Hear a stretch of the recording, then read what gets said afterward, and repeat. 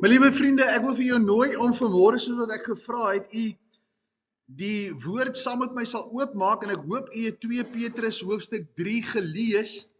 2 Petrus hoofstuk 3, ons gaan saam lees vanaf vers 1 tot en met vers 18.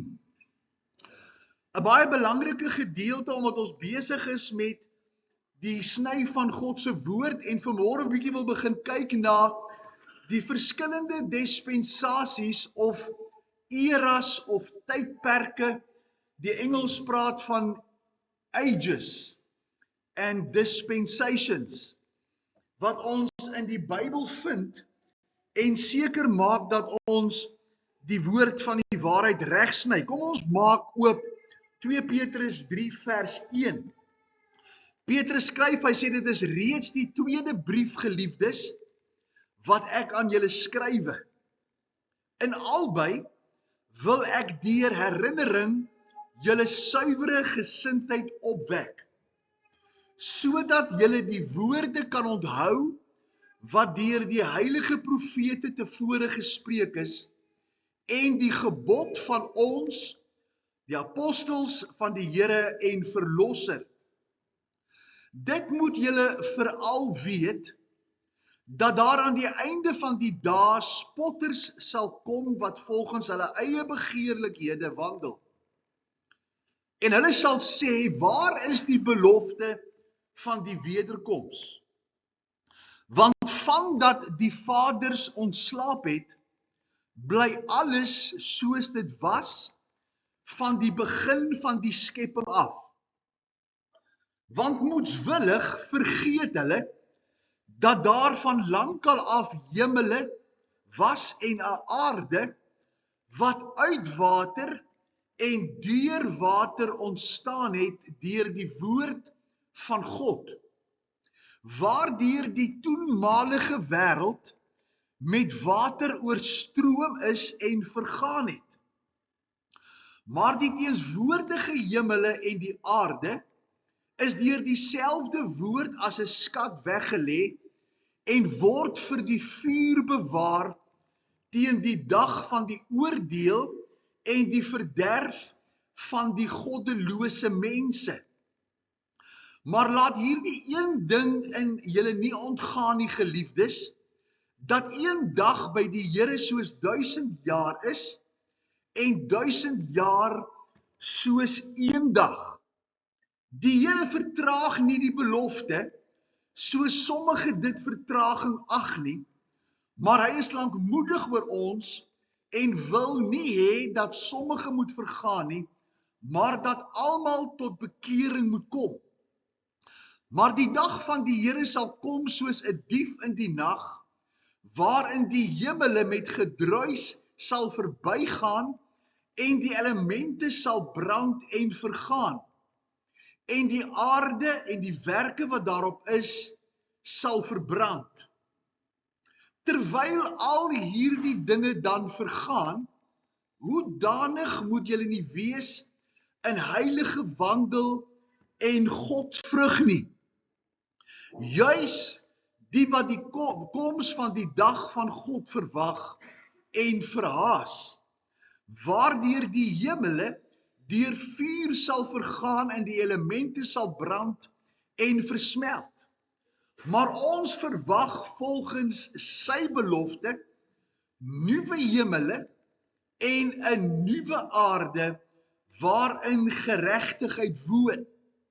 Daarom, geliefdes, terwyl julle hierdie dinge verwag, beywer julle dat julle vlekkeloos en onberispelik voor hom bevind mag word in vrede.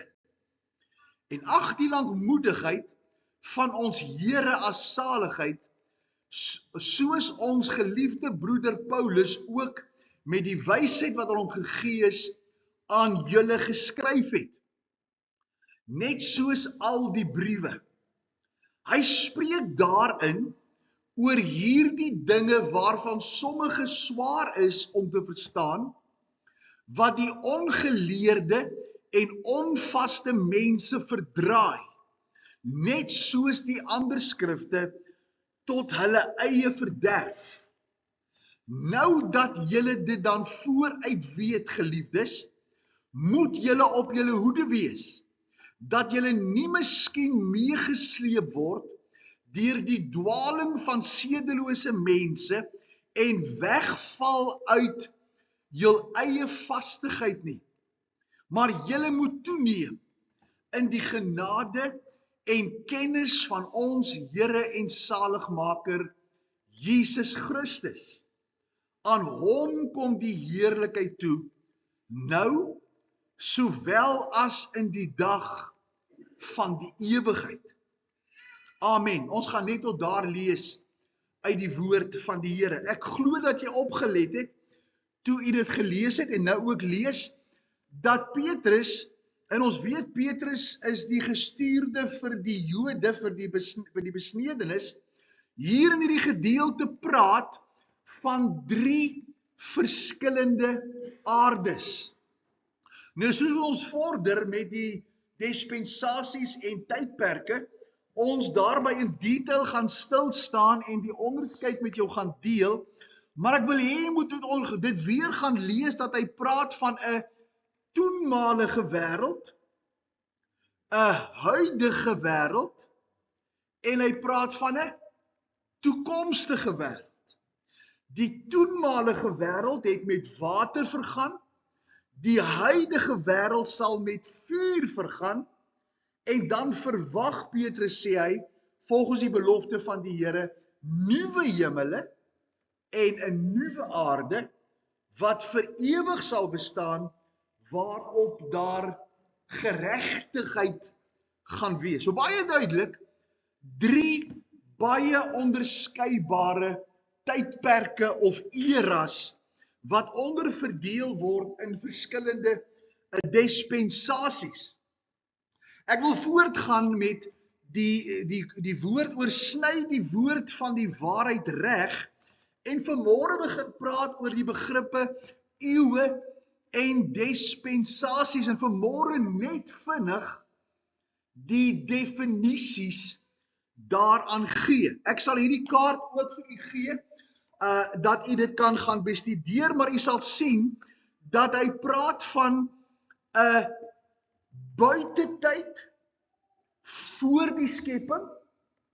Hy praat van buitetyd na die skepping, die vernietiging van die aarde en die skep van die nuwe hemel en die aarde, en dan praat hy van 7 baie duidelike dispensasies, wat ons nou vinnig vir jou gaan noem, wat die een op die ander volg. Die eerste 2000 jaar na die skepping, wat gehandel het tot en met die verwarring van die tale in Genesis hoofstuk 11, dat daar nie onderskeid was tussen Jood en heiden nie, maar dat daar net volkere was. Dan die 2000 jaar vandat God Abraham roep, tot en met die kruisiging en so eentjie daarna, wat handel oor Israel as fokuspunt. En dan die 7de, die tydperk van die kerkdispensasie, of die dispensasie waarin ons nou lewe, en dan na die koms en die oordeel van die Here, 'n tydperk van vrede, wat dan die 7000ste jaar van die aarde se bestaan sal wees, en ook dan die 7de dispensasie. Ek wil nie tyd spandeer nie, ons gaan baie meer hieroor praat. Ek wil kom by die definisies en die begrippe. Die skrif leer vir ons, dat daar onderskei moet word in buitetyd. Buite die begrip, onthou nou, 'n tyd toe daar nie tyd was nie. Wat onderskeibaar is en wat in die algemene taal genoem is ages in Engels, of as ons dit in Afrikaans vertaal, eeue of eras. Voortyd noem hulle gewoonlik, hulle praat van die alfa tyd, want Jesus sê, ek is die alfa en ek is die omega, die eerste en die laaste letters van die Griekse alfabet. So aan die voortydtyd is die alfa tyd of dan die skepingseeu, en die na tyd, die omega tyd, noem kommentators dan oorwegend die Age of Ages of die eeu van die eeue. So as jy dit lees in boeke en jy lees die kommentare, sal dit die algemene beskrywing wees. Binne tyd vind ons by 3 belangrike eras of eeue of tydperke en 7 dispensasies. Nou die woord eeu kan ook dan soos ek sê 'n era of 'n tydperk gedefinieer word. Wanneer ons vinnig na die begrip eeue kyk, nou die groot indeling, dan sal jy sien hy praat van 'n voorvloed tydperk, dis die skepping, die toenmalige skepping, die herskepping tot en met die sondeval. Dan praat hy van die huidige, onthou jy het praat die toenmalige aarde wat geskep is, wat vergaan het en dan was daar 'n herskepping en ons gaan daarby stil staan. Dan praat hy van die huidige aarde of die nou aarde tussen die sonvloed tot en met die koms van Jesus waar die mens beheer gegee is oor die bestuur en die rentmeesterskap van die aarde. En dan die derde tyd wat hulle noem die Age of Ages of die eeu van die eeue wat by die koms van Jesus gaan begin en wat dan aan sal gaan tot in ewigheid. So dis die 3 eeue of eras onderskeiding. Hierdie eeu of era bestaan dan in die laaste een as 'n dualistiese of 'n twee tydperk waar ons die koms van Jesus, die vrederyk gaan sien waar Christus heiliglik op daai stadium op die aarde fisies gaan regeer, die aarde gaan vernietig en 'n nuwe hemel en 'n nuwe aarde skep. Wanneer ons kyk na die verskillende dispensasies wat ek net gaan noem, sien ons die dispensasie van onskuld, die eerste een is van die skepping van Adam en Eva tot en met die sondeval. Dan die dispensasie van die gewete, wat handel dan van die sondeval af, tot en met die sonvloed, toe die aarde met water vernietig is en Noag die ark gebou het. Dan die dispensasie van menslike owerheid, die toring van Babel, by die tale verwarring, waar die mense verstrooi is oor die aarde, tot en met die roeping van Abraham, en hier stop die eerste 2000 jaar van volke.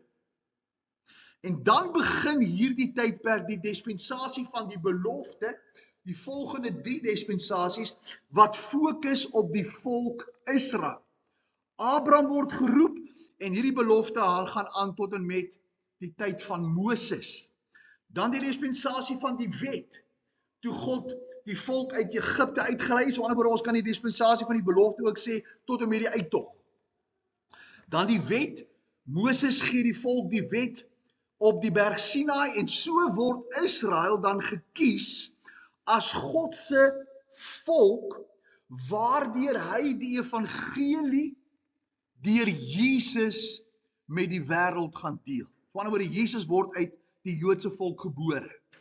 Hulle skryf die Bybel oorwegend Jode, en hulle moes die ander volke leer, en ons gaan daarby stil staan wanneer ons daarby kom, hoe die God van die hemel gedien word. En as jy nou Levitikus en Deuteronomium lees en Numeri lees, sal jy sien, dat in daai tyd God baie wette gegee het, wat die volk anders gemaak het, as die volke met wie hulle in die land mee deur mekaar geraak het. En dan met die kruisiging toe die Jode Jesus as Messias verwerp, begin die tydperk of die dispensasie van genade, wat dan gaan van die kruisiging af, tot en met ons het die naam nou daarin gegee, wat ons dan nou in die Bybel in 1 Tessalonisense 4 noem, die wegvoering of dan die wegraping, maar jy kan, en ons as 'n volder sal jy sien, dat moenie jou vasstaar, ek het al gesê, moenie jou vasstaar deur name en goed verwerp, omdat jy net nie van name hou.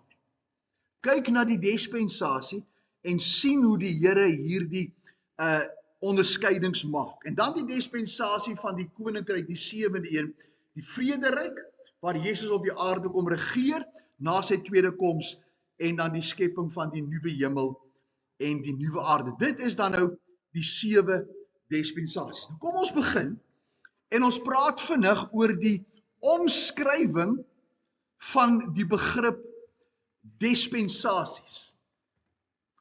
Taalkundig is die woord dispensasie afgelei van die Griekse woord oikonomia, wat letterlik huiswet, regeer of administrasie beteken. Ek gaan nou so 'n bietjie verder verduidelik. U sal onthou, ons het die algemene definisie gegee al, dat 'n dispensasie is waar God op 'n spesifieke manier met 'n spesifieke klomp mense in 'n spesifieke tyd gewerk.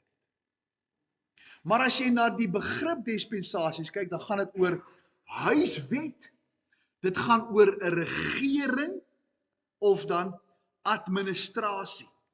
So alhoewel die sentrale tema van die begrip dispensasie is dan bestuur of die administrasie van sake binne 'n spesifieke huishouding.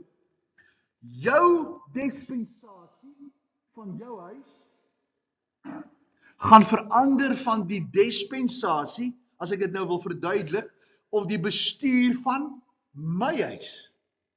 Daar sal sekere wette wees wat ons almal oorspan, maar ek en jy die administreer ons huis en ons plaas wette in ons huis wat kan verskil van huis tot huis.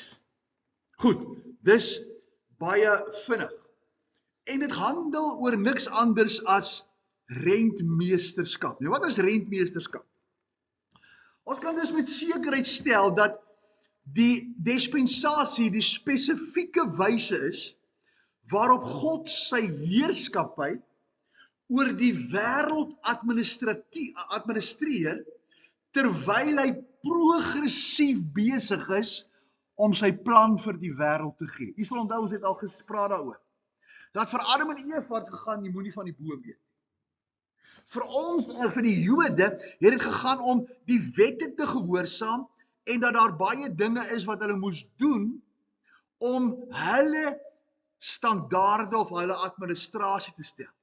As ons kom by die dispensasie waarin ons nou leef, en ons gaan nou 'n bietjie van daaroor praat, is daar ander wette en ander verantwoordelikhede waarvoor God my verantwoordelik gaan hou, waarvoor hy nie die Jood verantwoordelik hou. En waarvoor hy nie vir Adam en Eva verantwoordelik hou. Hy het nie van Adam en Eva verwag om sendelinge te wees nie. Hy het van hulle verwag om nie van die boom te eet. Hy het van die Jode verwag om spesifieke dinge te doen, die Bybel te skryf, Messias deur hulle gebore te word, en hulle moes vir die ander volke wys hoe die God van die hemel gedien moet word. Wanneer ons kom by die kerkdispensasie, is daar ander omskrywings, ander administrasiewerk waarvoor God ons verantwoordelik. Nou gaan ek hoop ek jy verstaan dat wanneer ek 'n ander dispensasie se wette vat, God my nooit kan veen en my gaan verantwoordelik hou vir my dispensasie se standaarde, maar ek 'n ander stel reëls het waarvoor ek my seun gaan verloor. Want ek gaan beoordeel word vir wat ek in my dispensasie moet nakom. En dis wat dit so baie belangrik maak om te verstaan. Met ander woorde, 'n dispensasie kan ook as 'n godgegewe periode omskryf word, waar tydens God aan die mens sekere openbarings gee, en waardeur God met hierdie openbarings die mens se gehoorsaamheid aan hom toets. Indien ons enige dispensasie ontleed, blyk dit dat elke dispensasie 'n baie spesifieke aantal konsepte het. En ek wil vinnig dit vir jou deel. As ons kom by rentmeesterskap, die eerste een, moet ons sien dat rentmeesterskap 2 partye nodig het om rentmeester te wees. Daar moet 'n party wees met gesag wat die standaard stel. En dan moet daar 'n party wees wat die verantwoordelikheid vat om hierdie gesag uit te voer en te gehoorsaam. En dit maak dat ek 'n rentmeester is. Daar word dinge, in ons dispensasie, word daar dinge aan ons toevertrou, en ons gaan verantwoording doen daarvoor, en God wil hê ons moet verantwoordelikheid vat, en hierdie goed wat aan ons toevertrou is, as 'n huiswet maak, of administrateer. En ek hoop dat dit vir jou duidelik is. God gee aan die mens 'n spesifieke stel openbarings, behalwe vir rentmeesterskap, ook 'n spesifieke stel openbarings, wat vir hom spesifieke lewensreëls gee, waarvoor hy verantwoordelik is om die wil van God, soos hy dit bekend gemaak het, uit te leef. Sodra die Here 'n openbaring aan hulle gee, of 'n beperkte openbaring gee, of selfs vir 'n beperkte groep 'n openbaring gee, dan vra hy getroue gehoorsaamheid van daardie groep. En ek kan nie deel wees van hierdie huis, maar ek wil my reëls volg, soos dit in jou huis gebeur. Want ek gaan moeilikheid kry, want my huis gee vir my verantwoordelikheid. Kyk, hierdie openbarings van God en die daaropvolgende vereistes moet dus vir my nie net gehoorsaam maak nie, maar verantwoordbaar maak om as rentmeesterskap hierdie, en ek het gesoek vir 'n woord, en ek moes dit daar van aanhalingstekens seker gesit het, om hierdie geloof te eerbiedig. Met ander woorde, God openbaar homself aan my in hierdie dispensasie, en ek moet verantwoordelikheid vat met die kennis wat ek nou het, en dit my leefwyse maak, of dan my geloof maak. En ons onderskei nou tussen geloof soos in saligheid, en geloof om 'n ding te vat en daarmee te hardloop. Mense as rentmeesters van hierdie spesifieke openbaring is dan aan God verantwoordelik, en God gaan van jou verantwoording vra. Jy gaan sien as ons nou daarby kom, gaan jy sien, maar ek wil dit hier in die konteks noem, dat elke dispensasie begin met 'n stel reëls en dit eindig met 'n beoordeling of 'n oordeel. Elkeen van hierdie dispensasies. Hierdie openbaring van God, of hierdie opdragte, word dan as waarnemende periodes in die skrif gestel, en dit word eeue genoem, of ages, maar nie soos ons die begrip eeu ken van 100 jaar nie. En in hierdie tydperk moet ons daaraan gehoorsaam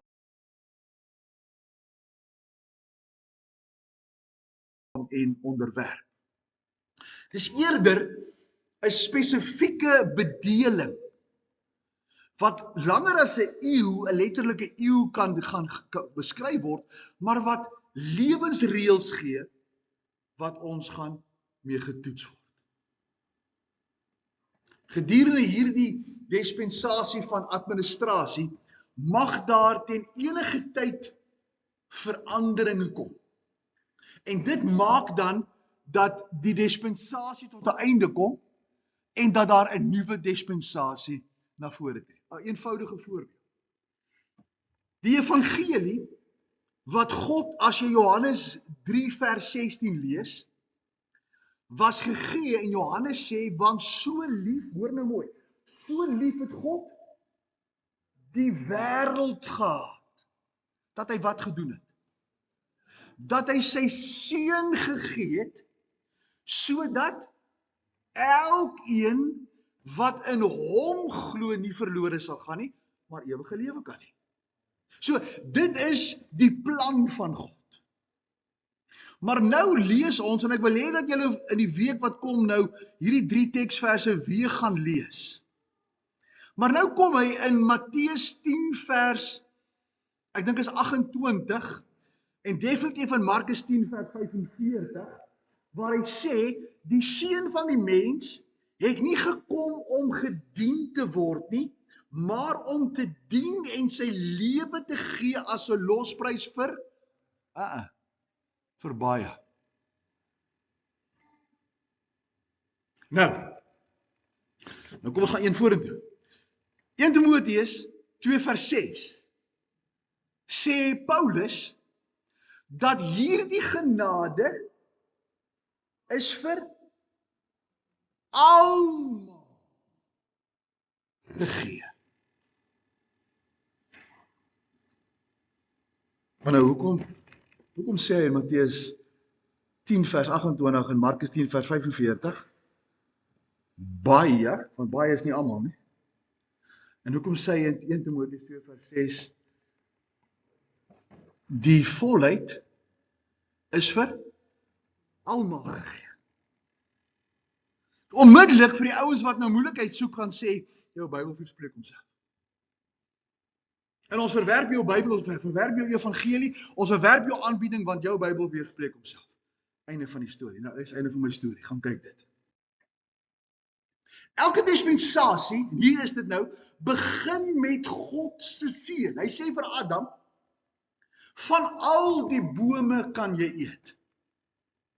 Maar van die boom van kennis van goed en kwaad, daarvan mag jy nie eet nie. Want die dag as jy daarvan eet, sal jy sekerlik sterwe. Het jy besef dat daai dispensasie die enigste dispensasie kon gewees? Want as Adam en Eva geluister het en nie van die boom geëet het nie, sou daai dispensasie vir ewig aangehou. En God op die einde 'n tyd kon geskep het en gesê het, nou beloon ek jou. Want dit is die einde van hierdie era. Maar wanneer stop die dispensasie? Die oomblik toe Adam en Eva eet. Want onthou nou ons gesê dat die dispensasie begin met seën. Hy sê vir Adam, ek sal jou seën met alles wat jy doen. Al die bome is joune, een boom is nie joune nie. Die dag as jy daai boom eet, gaan jy verantwoordelikheid hê. En toe Adam eet, toe stop die dispensasie. Hy begin met seën en hy eindig met oorlede. So kan jy al die dispensasies kyk. Tydens elke dispensasie is daar 'n heersende beginsel. En as ons vorder gaan ek dit vir jou wys. Die betrokke dispensasie word gewoonlik na hierdie beginsel vernoem, die dispensasie van onskuld. Want Adam en Eva was volmaak, totdat hulle aan die stem van die bose geluister het en geëet het. Dus is daar 'n nuwe kode of nuwe reëls waarvolgens die mense in die volgende dispensasie moes leef. Kain en Abel daarna, na die sonvloed, eintlik Kain en Abel is die volgende dispensasie, en selfs Noag kon nie vir die Here sê, Here, maar u mag nie die aarde met water vergaan, die aarde straf nie. Here, toe u nou sê in Genesis 6, u gaan die aarde met water vernietig, Here, u mag nie. Van die reël by Adam en Eva was, ons mag net nie van die boom eet nie. Sien jy die verskil? Daar was 'n bepaalde kode vir daardie bepaalde dispensasie. Hierdie, ek noem dit heersende beginsel, kan volkome of selfs gedeeltelik ook na die nuwe dispensasie oorgedra word en dus ook vir hulle 'n reël bly. Met ander woorde, as ons na die wet kyk, dan kan ek mos nie vir die Here sê, as ek nou 'n moord pleeg, maar daai wet wat nou vir die Jode gewees, En alhoewel ek nie geoordeel word of beoordeel word vir die nakoming van die wet nie, kan ek mos nou nie vir die regter in die hof gaan sê, weet jy, regter, jy verstaan nie lekker, ek is nie 'n Jood nie, so ek kan maar doodmaak. Jy kan my nie oordeel. Ek kan nou maar maak wat ek wil, ek hoef nie getroud te wees aan my vrou nie, want dis nie my wet nie. Jy sien, sekere wette bly geldig. Alhoewel dit later die gewete, ons gaan nou bykom, die gewete van die mens word. Wanneer ons kyk na die tydperk van menslike regering, het die beginsel gegeld vir latere dispensasies, maar wat sy oorsprong, en ek het eintlik al klaar gesê, sy oorsprong in die dispensasie van die menslike in die begin van die Genesis boek gekry wat 'n vroeëre dispensasie was. So maar wat hulle in die latere dispensasies as wet gehad het al sy oorsprong in die vorige gehad. Maar dan kom nuwe goed by. Daar's egter ook 'n sekere beginsel of reël wat nie na die nuwe dispensasie oorgedra word. En jy moet dit onthou en jy moet dit onderskei. Want nou kan ons nie sê dat as een reël oorgedra word en dit reël word dwarsdeur, dat al die ander reëls ook moet word. Want daar's geen doel, want die doel van die dispensasie is, ek seën jou en ek beoordeel jou. Dis baie, baie belangrik. Derhalwe, lewe ons nou as kind van die Here, in hierdie huidige dispensasie, in die dispensasie van genade, leef ons nie onder die wet nie. Want Christus het die wet wat sê die siel wat sonde doen moet sterwe, het hy kom vervul. Toe hy kom sterf het. So ek word nie regverdig omdat die wet nakom nie. Ek word in hierdie dispensasie regverdig omdat ek die offer wat vir my gebring is aanneem. Maar die wette, waar ek mag nie doodslaan, ek mag nie egbreek, ek mag nie steel nie, daai wette bly bindende goed. Maar ek word nie beoordeel of ek die wet onderhou, om regverdig om hemel toe te gaan, as ons dit so kan sê. Kom ons kyk bietjie. Paulus sê in Romeine 6 vers 4, en ek gaan vinnig dit lees. Want die sonde sal oor julle nie heers nie, want julle is nie onder die wet nie, maar onder die genade. Jou Bybel weerspreek homself nie. As God vir Moses gesê het, sê vir die volk, dat hierdie is my wette. Want Paulus kom en hy praat met die dispensasie van genade en hy sê, sonde sal nie in jou heers nie. Want die sonde se mag is in Christus Jesus se kruisdood betaal, verswelg en vernietig. So in Christus, as jy Romeine 6 lees, as ek in hom gesterf het en met sy dood geassosieer het, en hy gebruik die woord doop, waar ek my assosieer met sy sterwe, ek regverdig kan wees. Want ek is nie meer onder die wet nie.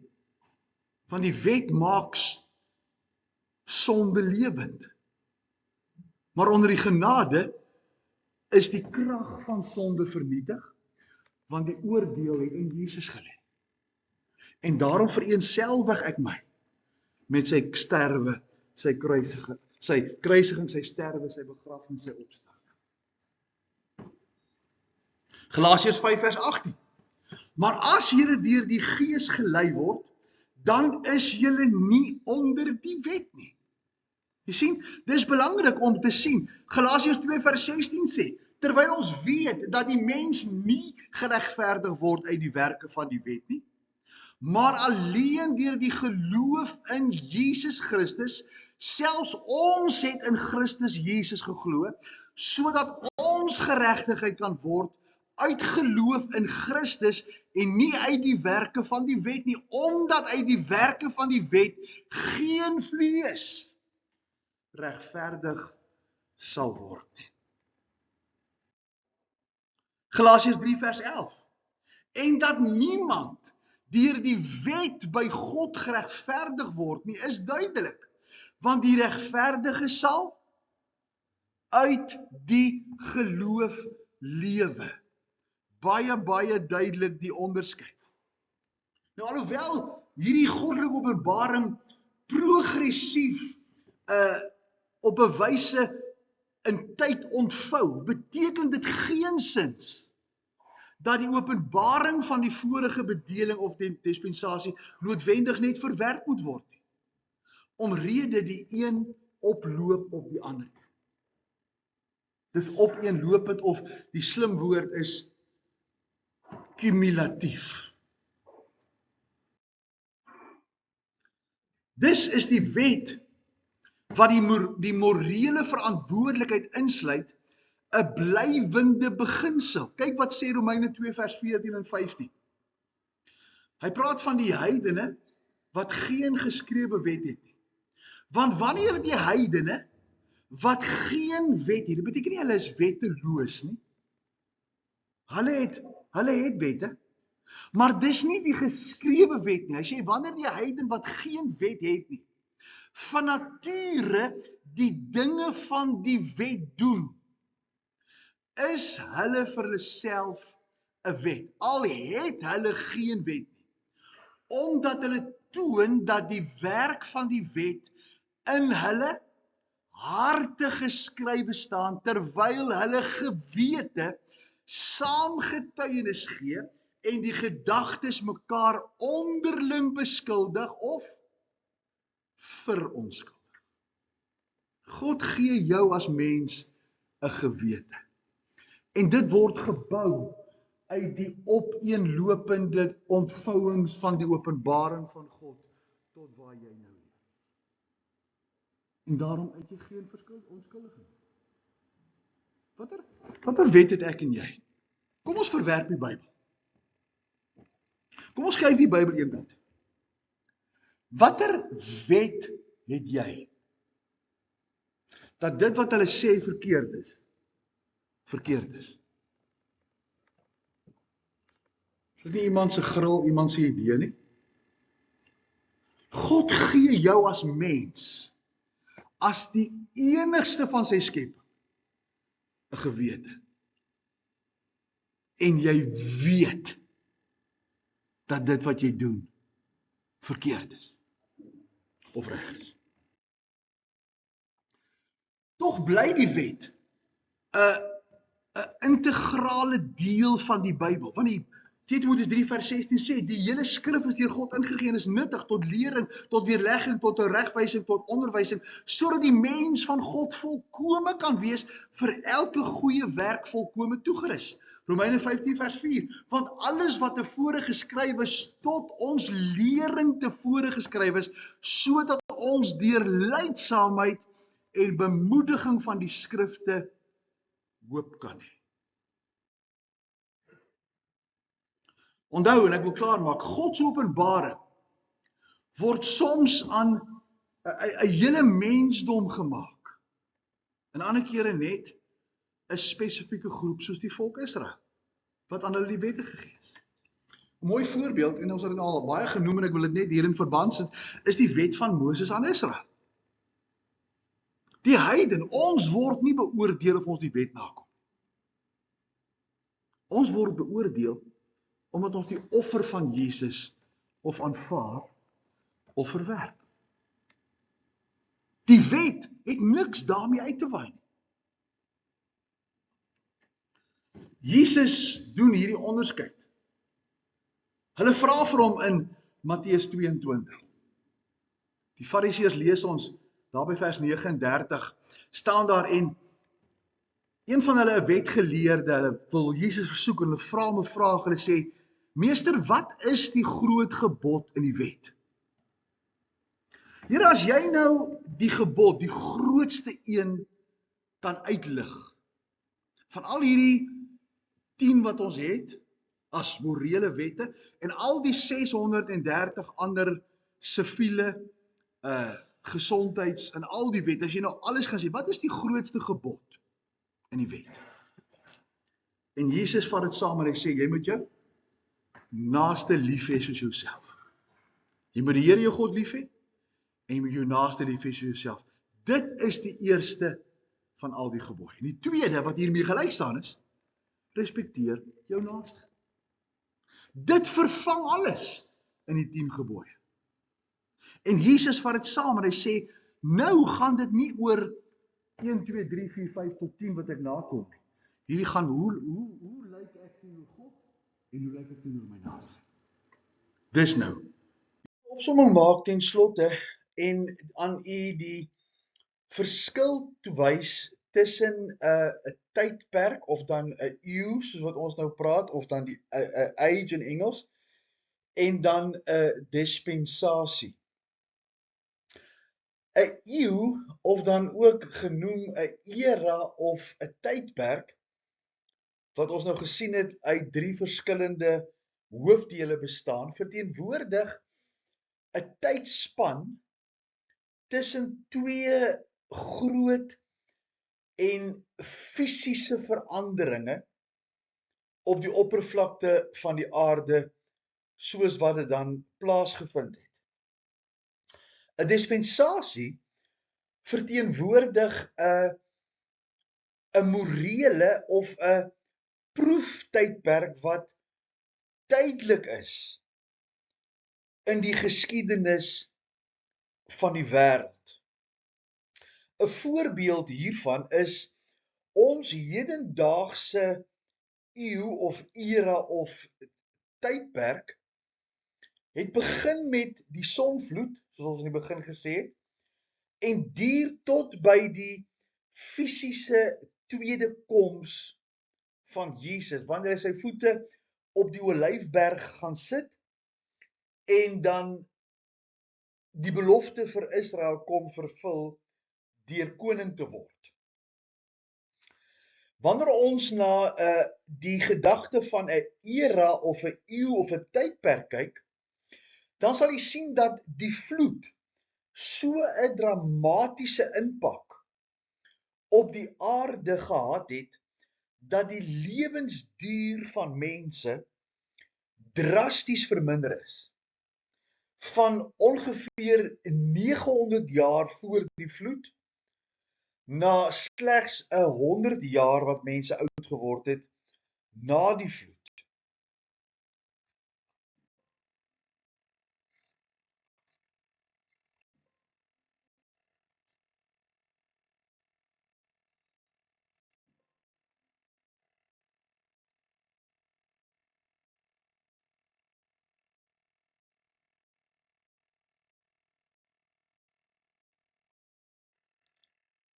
Interessant dat hierdie sal herstel word tydens Jesus se fisiese aardse koninkryk gedurende die vrederyk, wanneer Jesus as koning op die aarde regeer, wanneer volgens Sagaria 14, Esegiel 47 en Jesaja 65, dat selfs die kontoure van die landskap van Israel weer drasties sal verander word.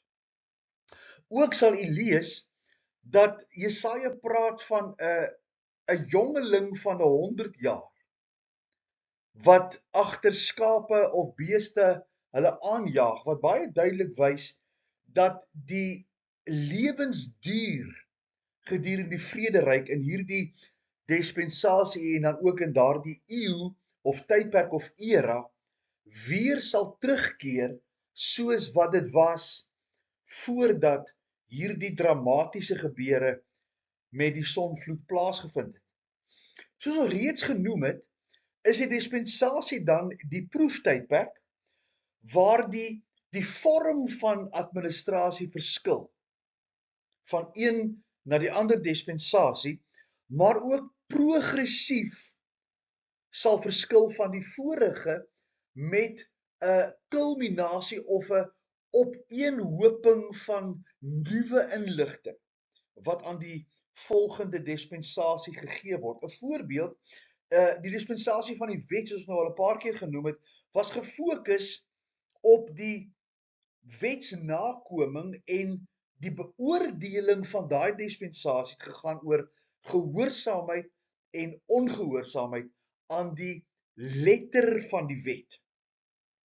Terwyl die dispensasie van genade weer gaan fokus op dan genade sonder verdienste, en die dispensasie wat na die dispensasie van genade gaan volg, gaan dan gekenmerk word deur Jesus se aardse regering met 'n baie duidelike tydperk van geregtigheid, vrede en regverdigheid. So dis baie kortliks opsommingsgewys die verskil tussen 'n eeu, 'n era of dan 'n age of 'n tydperk en dan 'n dispensasie.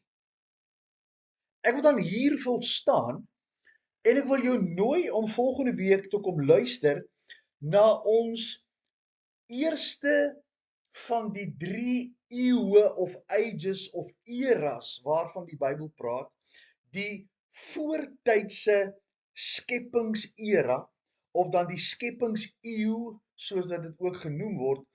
En ek wil jou uitnooi om weer 2 Petrus hoofstuk 3 te lees, sodat u kan baie duidelik fokus veral op die 3 verskillende eeue ingedeel, die toenmalige aarde, die skepping van die toenmalige aarde, die herskepping dan van die teenswoordige aarde, en dan die skepping van 'n nuwe hemel en 'n nuwe aarde.